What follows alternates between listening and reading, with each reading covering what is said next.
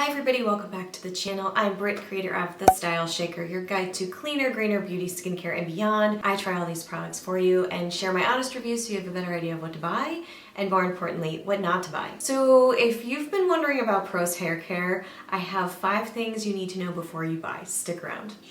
For those of you that are here just because you've never seen me before and you're like, I just want to hear a review really fast, cool. There's going to be 2 ways to look at this. There's those people in the audience, and then there's my in-depth people who want all the details. For those of you that want high level, I will talk about 5 specific things in the rest of this video that align with my scorecard. But I know some of you are like, is it the real deal? Is it worth it? It has 225,000, I believe, 5-star reviews. I've been using it for 2 months, so are the reviews right? I think performance-wise, it did a decent job. I love the personalization element to it, but do I think that it is the end-all be-all? No. If you want to find out why, then let's walk through the 5 things I've been talking about. Oh my god, blue came up. Wait, look. Whee! So Prose Custom Hair Care, really interesting concept. It's been around for a while. It is very personalized, that's the deal. Yes, it is a cleaner, natural, unregulated terms, pretty much don't mean anything, but we use them all the time over here, so I like to say better for you. But anyway, it is really more about the personalization than anything else. They have a whole gamut of products now. They have inside out supplements, they have hair masks, they have all the things, but I just tried your shampoo and your conditioner. If you find these honest reviews helpful and you want to keep seeing more of them, please consider taking 2 quick seconds and hitting that like button. It's a small thing that makes a huge difference over here. Thank you. $28 for each, 15% off with the subscription, and I think I can get you $10 off or something if you click the link below. I am not being paid to say this. The brand did not ask me to review this product. I purchased this product, so you're getting my honest opinion. Let's talk about the first thing that I need you to know about, which is ingredients. First and foremost, there's really positive information. They're very into the free statements. They like to say what's not inside the product. I'm okay with that. I love a cruelty-free. I love the focus on sustainable sourcing. They are obviously looking at things. They're a certified B Corp. All of those wonderful things. They also have the word fragrance on the shampoo and conditioner that I purchased. Is fragrance a villain? Is it a scary term? I don't think it should be. I just believe in transparency above everything else. Cleanliness, natural, whatever. If a brand can't be transparent with me, then it's pretty much a deal breaker for me. So I did email the brand and they responded, and I have their full response back on the website on the full scorecard post if you want to see it. In a nutshell, they said they're working on it, and then they said they're made with varying percentages of natural ingredients. I mean, the air quotes are absurd at this point. Really, natural means nothing to me. Natural doesn't mean better or cleaner. If you can't be transparent, I can't. If I don't know what's inside, I don't know what's inside. The concentration of every ingredient also matters, so like the dose is something to keep in mind. They do have a full ingredients page on their website, and they tout their priority of full transparency on that page. When they're saying that their priority is transparency, but then you heard the response, I feel like those 2 things are conflicting. You tell me your opinion. Yeah. I really do think back to the personalization, that's really where they win. I loved taking the quiz. Who doesn't love a quiz? I talked about my environmental factors, where my hair was at, where I'm at in my hair care journey. They didn't ask that, but you know, color treated, age, water, because there are so many variables to hair care. Please do click the link below. I'm not going to go into the full details here. This video would be 20 minutes long, but I have it all written back on the website, and links to that will be below. Links to everything that I mentioned will be below. Please also note that I'm not a cosmetic chemist. I'm not an expert. This is not medical advice. This is just my experience that I'm sharing with you. Application, is it easy to work with? Especially with these cleaner brands. Some of them they can really miss the mark. Some of them can be too stripping, some of them can be too watery. I found the shampoo to be really lovely, and the conditioner too. The shampoo was thick enough, but not too thick. It lathered a little bit, which is a question a lot of people ask in this space because some don't. That means they don't include those lathering agents. So it lathered a little bit. I didn't find it to be drying or overly sudsy. The conditioner was super silky. As soon as I apply it to my hair, it felt amazing. It was like silk. They both rinsed off very well. You have to consider the water where you live, right? And I also have a Berkey water filter on my shower head. I have a lot of hair, but it's very fine.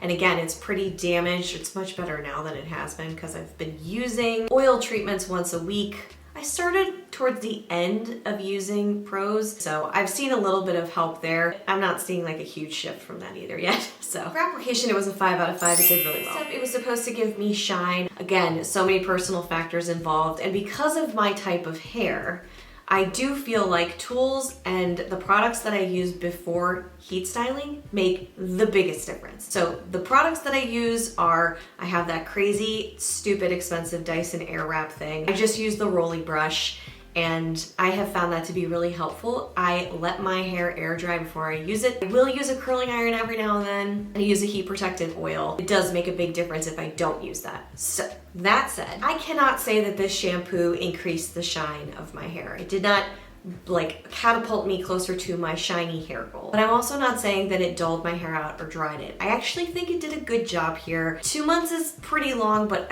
with hair, sometimes you gotta give it 3-4 months, maybe even longer if it's a serum. Still, the shine, I saw it. I can't directly attribute it to this product, but I also did not find this to be drying or dulling. I wanted to mention too that I really love that they specialized the product to not have any silicones in it because my skin is sensitive to that. You think about what's going on with your scalp, but also that washes down on your body, and I didn't want any of that because my skin reacts to it. For shine, I gave it a 3 out of 5 total. Next up, volume.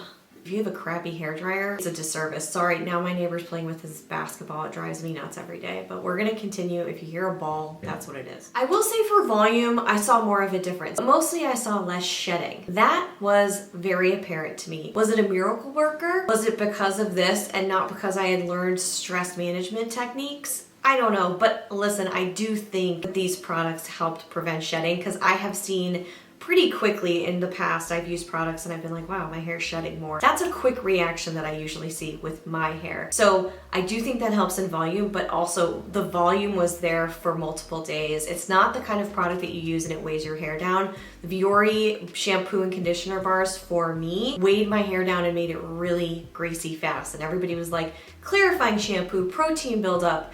And I said back on that video, I don't want to have to strip my hair with a clarifying shampoo and deal with all the other stuff just to use my shampoo and conditioner. I didn't have to do that here. I really, really liked it. This is where it won for me, the volume, less shedding. So many people have suffered with that during the pandemic and being inside. And again, mental, body, mind, and spirit is really interconnected and shows up on your hair. But I gave it a 4 out of 5 there. I almost gave it a 5 out of 5, but it wasn't like, whoa, better volume, like more dense hair. I didn't feel that. It was really just the less shedding. The thing I'm gonna talk to you about follow through. So we're gonna refer to the hair goals.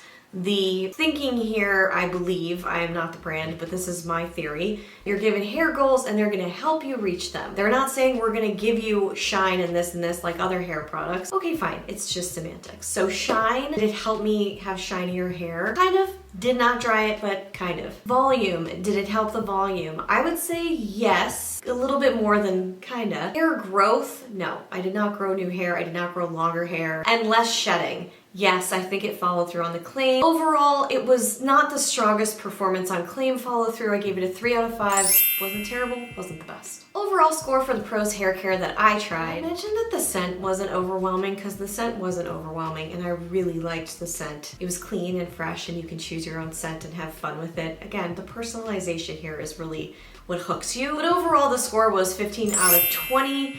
Now, let's talk about my final verdict. I tried to keep the first part of this objective. It's hard because so much of performance is dependent upon lifestyle and the type of hair that I have. So that's gonna either help people or not help people. Would I buy it again?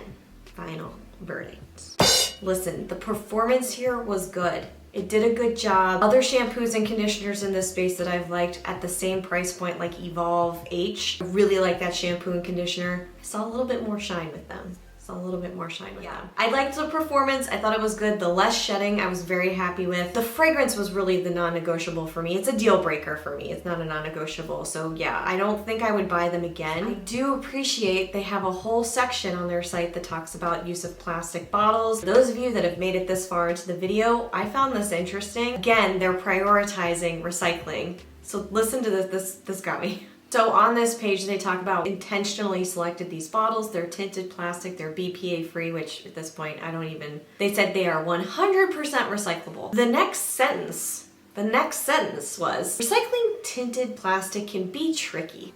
For now, we encourage people to check with their local recycling centers. Now, it's not the brand's fault that recycling is a completely broken process. And yes, they have a lot of things that they're doing with the sourcing, with carbon emissions. They're making great headway there. I want to give them credit for that. They have a whole page about it. A pattern that I'm seeing on their brand in general is conflicting information. They prioritize transparency. They can't tell me what's inside their fragrance ingredient. They made the plastic bottles intentional for carbon footprint. It does do that. But also because they're 100% recyclable. But they're really kind of hard to recycle. So, you know what I mean?